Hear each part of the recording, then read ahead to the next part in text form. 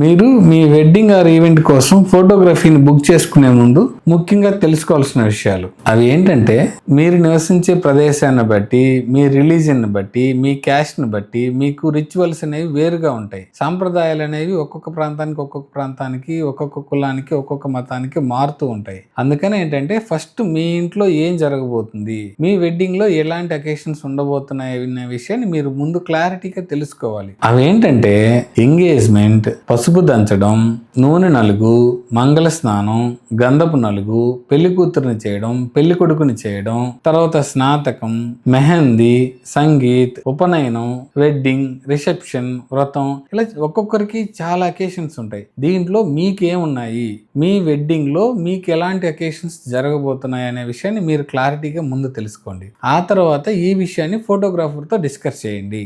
ఏ events లో మనకి photographers ఎంతమంది అవసరం అవుతారు అనేది మీకే ఒక ఐడియా కూడా ఉంటుంది. ఫోటోగ్రాఫర్ కూడా చెప్తారు, సజెస్ట్ చేస్తారు, కానీ ముందు మీకు కూడా ఒక అవగాహన ఉండాలి. ఏంటంటే, మీ అకేషన్ ఎలా జరగబోతుంది, సమ్ ఫన్ అండ్ జాయ్ గా ఎక్కడ ఉండబోతుంది, క్యాండిడ్ ఫోటోగ్రఫీ జనరల్ గా ఎక్కడ అవసరం అవుతుంది, మంగళ స్నానం, వెడ్డింగ్, రిసెప్షన్, సంగీత్, ఇలాంటి దగ్గర క్యాండిడ్ ఫోటోగ్రఫీ తప్పనిసరిగా ఉంటే బాగుంటుంది. అసలు ముందు క్యాండిడ్ ఫోటోగ్రఫీ అంటే ఏంటి, ట్రెడిషనల్ ఫోటోగ్రఫీ ఏంటో ఒకసారి తెలుసుకుందాం. దీనిలో ముందుగా తెలుసుకోవాల్సింది ట్రెడిషనల్ ఫోటోగ్రఫీ. అసలు ఫోటోగ్రఫీ అంటేనే జనరల్ గా ఉండేది ట్రెడిషనల్ ఫోటోగ్రఫీ. ఇంతకు ముందు రోజుల నుంచి ఫోటోగ్రఫీలో ముఖ్యంగా ట్రెడిషనల్ ఫోటోగ్రఫీ అనేది మాత్రమే ఉన్నది. ఇప్పుడు మారుతున్న కాలాన్ని బట్టి క్యాండిడ్ ఫోటోగ్రఫీ అనేది కూడా కొత్తగా యాడ్ అయిందనమాట. ట్రెడిషనల్ ఫోటోగ్రఫీ అంటే ఒక ఫోటోగ్రాఫరు, ఒక వీడియోగ్రాఫరు త్రూ అవుట్గా మీ మొత్తం ఈవెంట్ని మ్యాక్సిమం ఒక యాంగిల్ నుంచి త్రూ అవుట్గా కంటిన్యూగా క్యాప్చర్ చేయడానికి చూస్తారు. ఎందుకంటే డిఫరెంట్ యాంగిల్స్, క్లోజప్స్ ఇలాంటివి తీయడానికి వాళ్ళు ప్రయత్నిస్తే ఈ ముఖ్యంగా జరగాల్సిన ఈవెంట్ని వాళ్ళు క్యాప్చర్ చేయడంలో మిస్ అవుతారు. అందుకారణం చేత ట్రెడిషనల్ ఫోటోగ్రాఫరు, వీడియోగ్రాఫరు వీలైనంత వరకు రిచువల్స్ని,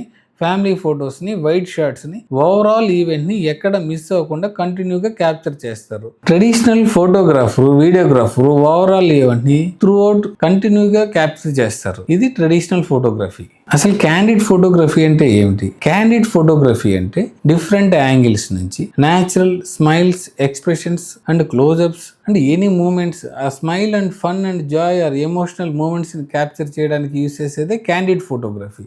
క్యాండిడ్ ఫోటోగ్రఫీ అంటే పెద్ద కెమెరాలు వాడతారనో, లేకపోతే లో లైట్ హై స్పీడ్ లెన్స్లు యూజ్ చేస్తారనో, కాస్ట్లీ లెన్స్లు, కాస్ట్లీ కెమెరాలు యూజ్ చేస్తారనేది కాదు. మీ మూమెంట్ని న్యాచురల్గా ఉన్నప్పుడు డిఫరెంట్ యాంగిల్స్ నుంచి మంచి స్మైల్ అండ్ ఎక్స్ప్రెషన్స్ తోటే క్యాప్చర్ చేయడానికి యూజ్ అయ్యేదే క్యాండిడ్ ఫోటోగ్రఫీ. వీడియోలో క్యాండిడ్ వీడియో లేదా సినిమాటిక్ వీడియో అని చెప్తా ఉంటారు. దాన్ని మీరు బాగా అర్థం చేసుకోవాలి. క్యాండిడ్ వీడియో అన్నా సినిమాటిక్ వీడియో అన్నా రెండు ఒకటే. ఇప్పుడు క్యాండిడ్ వీడియోగ్రఫీ అంటే ఏదో గింబల్లో యూజ్ చేస్తారని మాత్రమే కాదు. క్యాండిడ్ వీడియోగ్రఫీ అంటే మీ మూమెంట్స్ ని న్యాచురల్ గా smiles, best expressions, emotional moments ని క్యాప్చర్ చేయడానికి యూజ్ చేస్తారు. అది క్యాండిడ్ వీడియోగ్రఫీ. క్యాండిడ్ వీడియోగ్రఫీ ఉన్నప్పుడు ఏంటంటే మనకి cinematic reel, teaser, highlight videos చేయడానికి చాలా బెనిఫిట్ అవుతుంది. అవి ఉంటేనే, క్యాండిడ్ వీడియో ఉంటేనే టీజర్స్, రీల్స్ చేయడం అనేది యాక్చువల్గా పాసిబిలిటీ అవుతుంది. లేకుండా చేయలేరని కాదు, ఉంటే ద బెస్ట్ అవుట్పుట్ మీకు వస్తుంది. ఇప్పుడు మీరు క్యాండిడ్ ఫోటోగ్రఫీ అంటే ఏంటి, ట్రెడిషనల్ ఫోటోగ్రఫీ ఏంటి అనే విషయాన్ని తెలుసుకున్నారు కదా.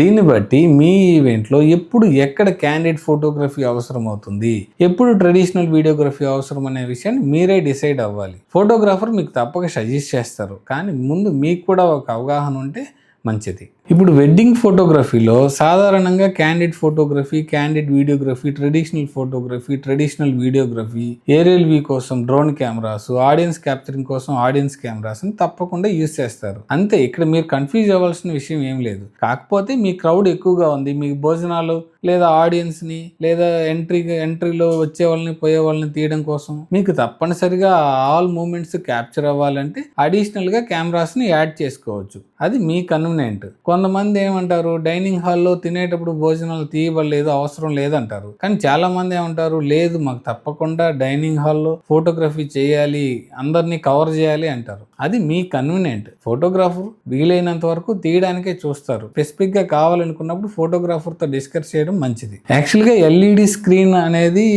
ఫోటోగ్రఫీకి సంబంధించిందే కాదు అసలు. కాకపోతే ఇప్పుడు ఫోటోగ్రాఫర్సే అన్ని చేస్తున్నారు. క్లయింట్స్ కూడా ఫోటోగ్రాఫర్స్ ని పెట్టమని అడుగుతున్నారు. ఇప్పుడు మీకు ఎల్ఈడి స్క్రీన్స్ కావాలన్నా, లైవ్ స్ట్రీమ్ కావాలన్నా కూడా మీరు ముందే దాని గురించి డిస్కస్ చేసి తెలుసుకోండి. ఓవరాల్ గా మీరు కెమెరామెన్ బుక్ చేసుకునే ముందు ఈ విషయాలన్నిటిని ముందే మీరు ఒకసారి తెలుసుకోండి. ఫోటోగ్రఫీలో ఈ విషయాలు మాత్రమే ఉంటాయి. ముఖ్యంగా మీ బడ్జెట్ 10 lakhs నుంచి 50 lakhs వరకు ఉంటే మీకు అన్ని సందర్భాల్లో క్యాండిడ్ ఫోటోగ్రఫీ, ట్రెడిషనల్ ఫోటోగ్రఫీ అన్ని యూజ్ చేస్తారు. కానీ మనం బెస్ట్ బడ్జెట్ లో బెస్ట్ ఫోటోగ్రఫీ తీసుకోవాలనుకున్నప్పుడు మీ ఈవెంట్ కి తగినట్టుగా ఎక్కడ ట్రెడిషనల్ ఫోటోగ్రఫీ, ఎక్కడ క్యాండిడ్ ఫోటోగ్రఫీ ఉండాలో మీరే డిసైడ్ అవ్వండి. ఒకసారి బాగా ఆలోచించండి, మీకు ఎన్ని రకాల ఈవెంట్స్ ఉన్నాయనేది ముందే మీరు ప్లాన్ చేసుకోండి. దానికి తగినట్టుగా ట్రెడిషనల్ అండ్ క్యాండిడ్ ఫోటోగ్రఫీని యాడ్ చేసుకోండి. అప్పుడు మీకు ద బెస్ట్ అవుట్పుట్ వస్తుంది.